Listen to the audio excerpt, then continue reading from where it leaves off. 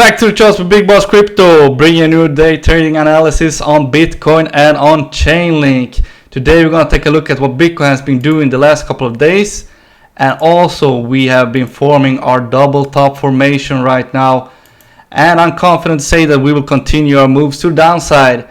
And where is our targets and how do we trade this? Well, let's find out.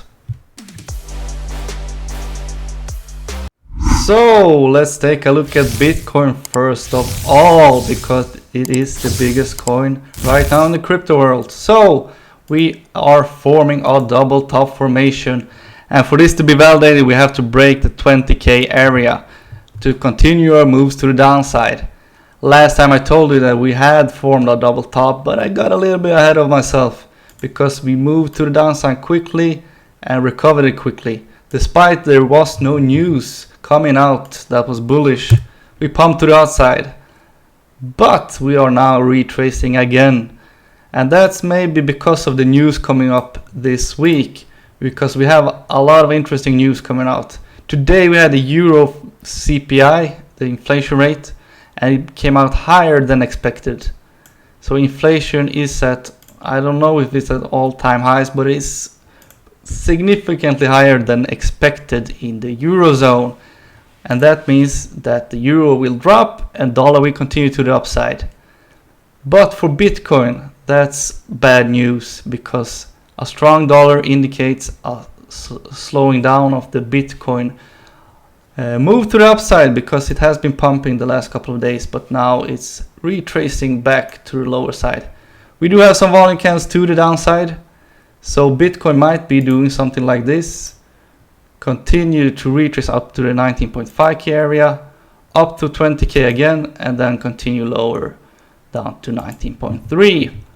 That's a scenario for this week. For this double top to be invalidated, you have to break this high at 21k almost. If you break 21,100, then this move is invalidated. So have that in mind when trading. And we will continue lower, probably during the news, and it will get volatile. We will have spikes up and down when the news comes out, and then after a couple of hours we will see a clear direction for Bitcoin. Also, we have to look at the Kingfisher liquidation map. I just refreshed it, and we can see that we almost have no short liquidations to the upside.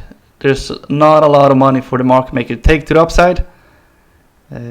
We have a couple of million, 50 million at the 22,300 area, but that doesn't mean the market maker will move to the downside, because he might move price up, and that will mean that this pool of liquidity will increase, and when the market maker sees that he can grab a lot of money, he will move quickly to this area.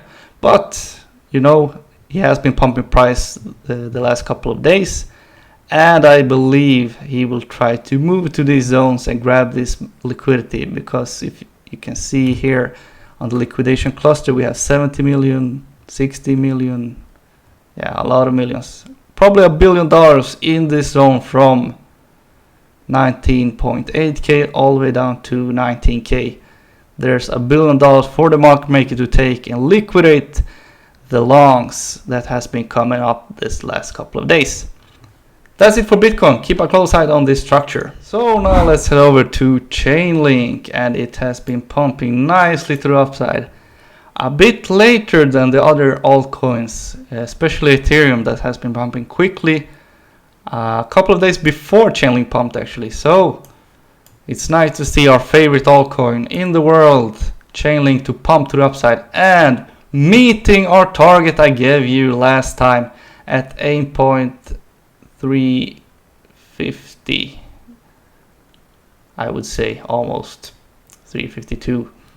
That was where the last volume candle was formed on the 1 hour time frame. If we zoom out a bit and go to the left, we can see that we had on 28th of September volume candle in this area, and it was recovered today, a couple of hours ago or 1 hour ago. And it looks like to me, since we see a wick, that the market maker move is complete, and it's time maybe to take some profits on your longs if you haven't already, or it's time to go short. We do, however, not see a double top formation yet, so we could see a pump to the upside again and then moving down. So keep that in mind. If you are keen on going short, we do have some volume candles in this area, and I marked it off already at 7.458 all the way down to 7.137. That's the nearest zones for the shorts. We do have a couple of volume candles right here. We can mark them off as well. However, as a day trade, it's only interesting to look at the closest zones, and that is where you take your profits. But none of it is financial advice, as you know. So we're gonna delete this zone to the upside because it has been recovered. So the closest zone to the upside is at $11. And if Bitcoin continues its move to the upside and goes to maybe 24K, Chainlink will probably move to $11 in the same, let's say, pump. But I don't see that coming right now because we do have a lot of news. Inflation isn't stopping in Europe, and my prediction is that it won't in the US as well. But however, I don't know. I'm not a market maker. We will see what happens tomorrow on the jobs opening, and on Wednesday when Jerome Powell will speak, 75 basis points is expected. So let's see what happens. But keep on close eye on Chainlink and move to $7.1. So I want to quickly give you an idea. I'm back to the Bitcoin daily chart, and I'm going to give you an idea of what might happen this week, because it reminds me of something that happened a couple of months ago, in September actually.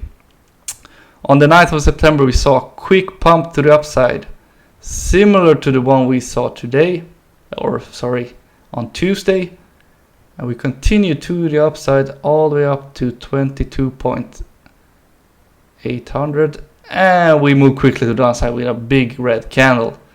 Is something in play right now, because we have seen a quick pump to the upside despite no news that's positive, and a lot of people has been going long, as well as some did here, and this might indicate that we will see bearish news from the Fed, because it reminds me of the move we saw in September. This last couple of days has seen a lot of green candles, big green candles, volume candles to the upside. So keep that in mind when trading. So let's summarize this market update for you. As I stated before, we have a clear double top formation, or M formation if you want to call it that. So I expect moves to the downside. It's confirmed when we break 20k, and that is where you want to go short to be safe, because then it's confirmed. If you close below 20k, expect moves to the downside.